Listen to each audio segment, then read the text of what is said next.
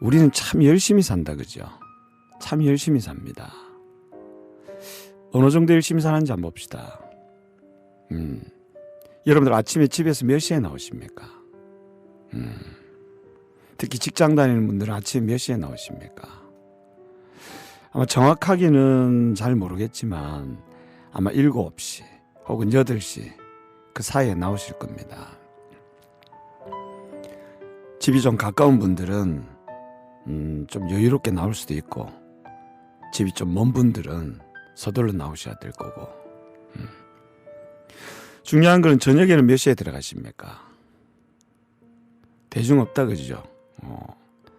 자, 최소한 몇 시간을 집 밖에 있습니까? 아마 12시간 정도는 집 밖에 있을 겁니다. 10시간 혹은 12시간. 자, 가족들 얼굴 보는 시간은 한 몇 시간 됩니까? 몇 시간이 아니라 한 몇 분 됩니까? 대화하는 시간은요. 밥 먹었니? 숙제했니? 보고서 했니? 이런 건 대화가 아닙니다. 이런 대화를 뭐라고 하느냐? 기계적 의사소통이다 라고 합니다. 이거는 앤서링 머신하고 똑같은 겁니다.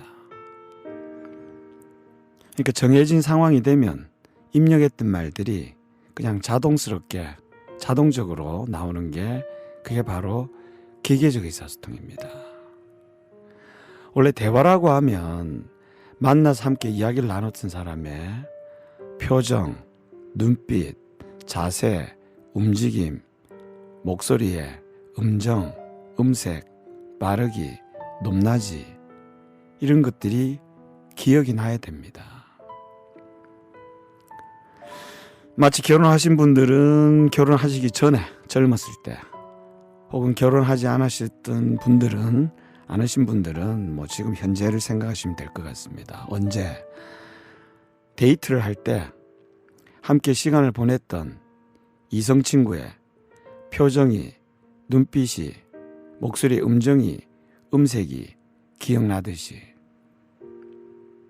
그래서 그날 그 친구가 침울했구나, 우울했구나, 그 느낌이 느껴지듯이,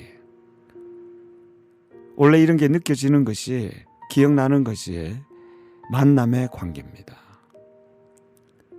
여러분들이 좋아하시는 영화나 드라마 보고 나면 주인공의 표정이, 눈빛이 기억나듯이, 그래야 우리는 영화를 감상했다라고 이야기할 수 있습니다. 여러분, 아무리 좋은 영화라도 2시간을 보았다고 할지라도 주인공의 표정이나 눈빛이 기억나지 않는다면 그것은 영화를 본 것이 아니죠. 사람도 마찬가지입니다. 아무리 많은 시간을 만나서 이야기를 나눴다고 할지라도 그 상대방의 표정이나 눈빛이나 목소리의 음정이나 음색이나 빠르기나 높낮이나 이런 게 기억나지 않는다면 그것은 사람을 만난 게 아닙니다. 그냥 나 혼자 그 상황에서 앤서링 머신을 틀고 나온 겁니다. 이런 관계를 무슨 관계라고 하느냐? 스침의 관계다라고 합니다. 이건 뭐하고 똑같은가 하면요, 벽 보고 이야기하는 거하고 똑같습니다. 여러분, 한번 상상을 해봅시다. 멀쩡한 사람들이 벽을 쳐다보고 하루 종일 앤서링 머신처럼 했던 말을 반복한다. 사람이 어떻게 될 것 같습니까? 그래서 현대인들이 과거보다 사람을 만나는 빈도는 훨씬 많은데도 불구하고 왜 이렇게 사람들이 무기력하고 우울하느냐? 그 이유는 단 한 가지입니다. 그건 바로 스침의 관계를 하기 때문에 그렇습니다. 열심히 살면 안 됩니다. 그럼 열심히 안 살고 어떻게 살아야 되겠습니까? 잘 살아야 됩니다. 잘이라는 의미가 뭔가 하면요, 가고자 하는 목적대로 살아가는 게 잘 사는 겁니다. 여러분, 아무리 험준한 산도 목적지를 정해놓고 다니면 산행이 됩니다. 하지만 목적지 없이 산을 다니게 되면 방황입니다. 제가 몇 년 전에 저희 학교 대학원생들을 데리고 산행을 간 적이 있었습니다.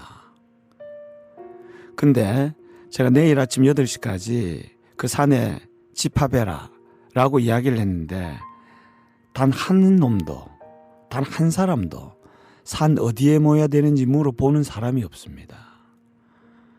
제가 그래서 가만히 내버려뒀습니다.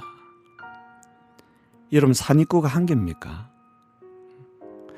저를 데리러 온 친구는 저를 데리러 왔으니까 제일 빨리 갔겠죠. 다행히 요즘 개개인마다 뭘 들고 있습니까?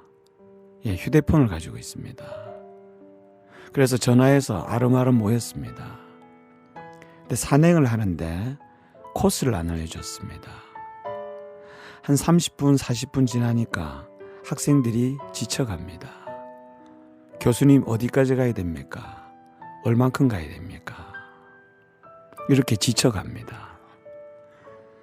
원래는 계획에는 없었지만 교육적 차원에서 그로부터 2주 뒤에 똑같은 산을 산행을 하는데 이번에는 집결지를 알려줬습니다. 그리고 코스를 알려줬습니다. 이번에는 이쪽으로 올라가서 저쪽으로 내려갈 텐데 한 3시간 반가량 소요될 거다. 학생들이 묵묵히 쫓아옵니다. 이만큼 목적이라는 게 중요합니다.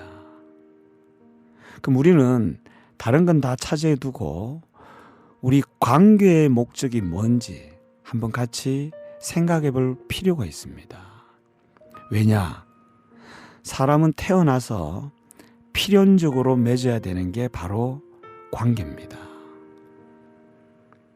가족 관계에서부터, 그리고 친구 관계, 학교에서는 교우 관계, 직장에서는 동료 관계, 그리고 사업 관계.